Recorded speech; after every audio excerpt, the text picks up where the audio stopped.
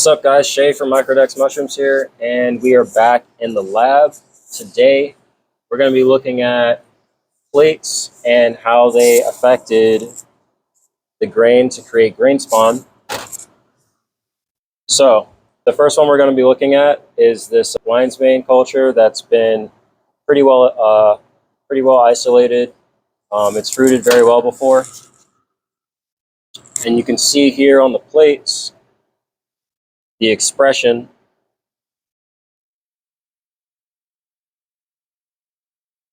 of that plate.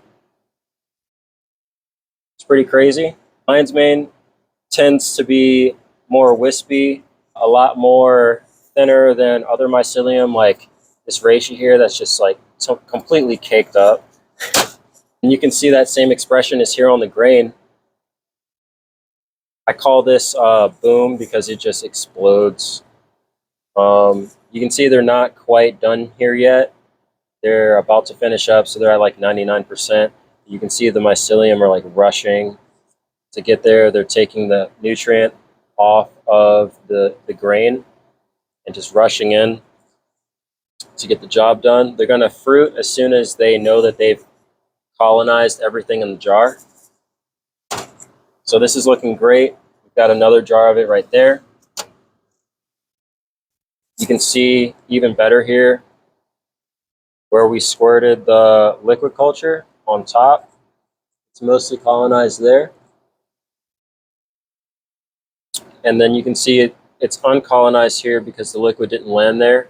But right next to it, we've got some mycelium running in to get the job done. Really cool to see like the half and half there. So when you reach about 30% colonization, what you can do to speed things up so that they can kind of jump forward and colonize a little faster is you can take the jar and break this up a little bit. Be as careful as you can to not let the grain touch the top. You can get a grain stuck in there and it might contaminate and fall back in. So I just like to hit it inside a little bit. But you'll be fine if it kind of bounces off the top a little bit. Just be wary that if it does contaminate after a shake, it probably came from that. Very important. So next we're going to be looking at the wild sampled lion's mane. I actually just recently fruited that out and it came out almost the size of a basketball. It's really big. Go check that out over on Microdex. But we're going to be regrowing that out here once we get the culture a little cleaner. So here we can see that lion's mane on grain. This is pretty wild. It's only really ever broken down wood, and you can see it's kind of adapting to the grain. Looks very good in there. Now there is this little green spot here, and it is towards the top, so this makes me think that it might have contaminated from like maybe an improper seal. But this could also be just a piece of agar that just, it's like the same kind of tint as this. And as they eat it, as the mycelium eat this, you can kind of see this looks green a little bit. And so what this could be is just a little bit of agar left over from the transfer.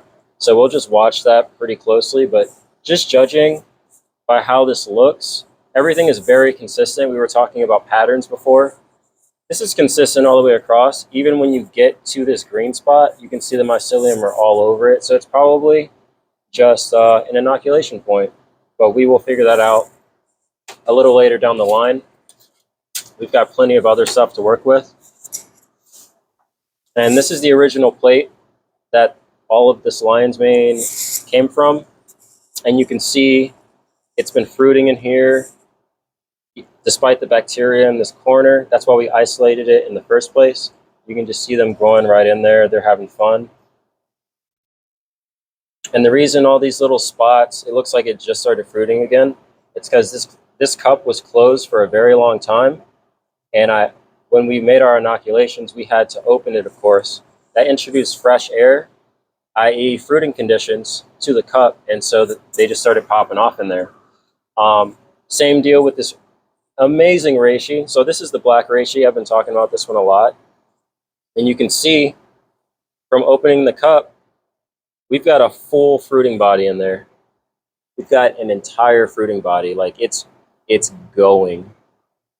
This is Ganoderma sinense. You can see our cut. And with that one cut,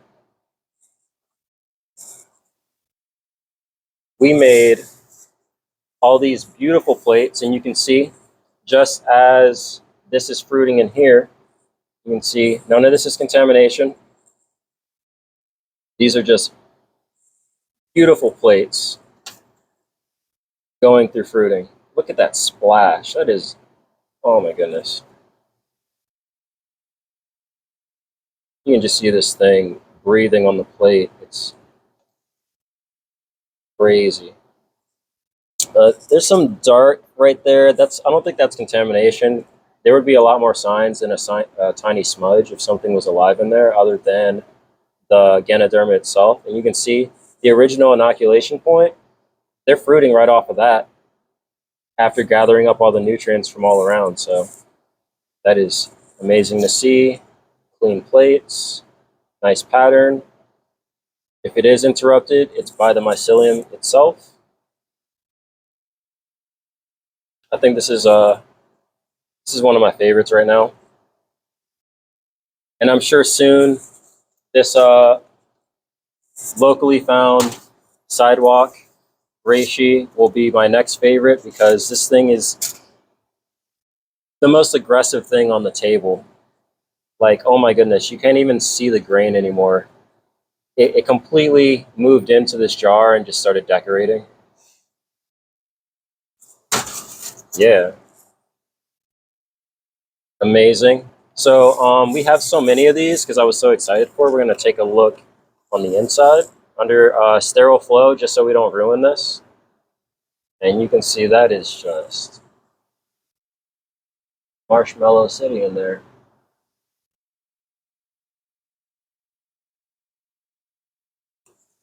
Normally, I would never open up these jars when they're on grain unless they're going into something else.